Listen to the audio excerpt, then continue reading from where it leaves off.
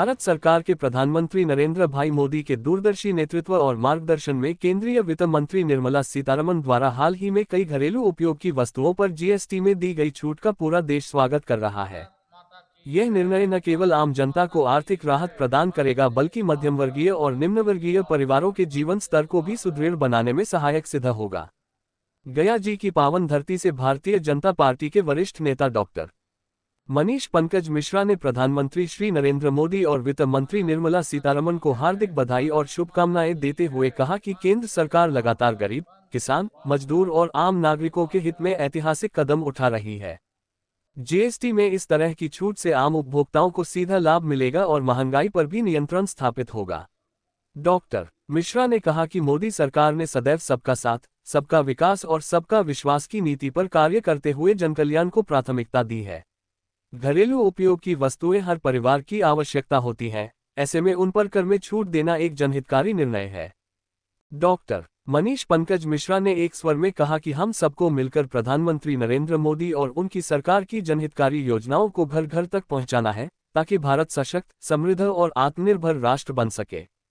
प्रधानमंत्री माननीय आदरणीय श्री नरेंद्र मोदी जी के नेतृत्व में जो वित्त मंत्री सीतारमण जी के द्वारा जीएसटी पर कार्य किया गया, वो बहुत ही सराहनीय कार्य किया गया और उन्हें कोटि कोटि धन्यवाद देते हैं और शुभकामना देते हैं। श्री माननीय देश के श्री प्रधानमंत्री और श्रीमती सीतारमण जी को भी धन्यवाद देते हैं, शुभकामना देते हैं।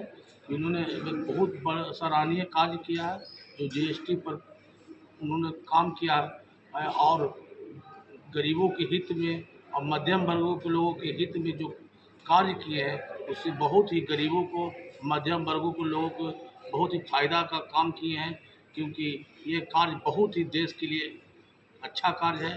खाने पीने का सामान पर राहत कर दिया गया है, पढ़ने लिखने सामान, बच्चों को पढ़ने लिखने सामान पर राहत कर दिया, विभिन्न चीज़ पर उन्होंने राहत दिया है। इसीलिए हम लोग आज देश के यशस्वी प्रधानमंत्री और वित्त मंत्री को हम लोग कोटि कोटि धन्यवाद और शुभकामना देते हैं। इसी तरह वो गरीबों के हित में काम करते रहें, उन्हें और देश के लोग सुकून से, चैन सुकून से जी सके।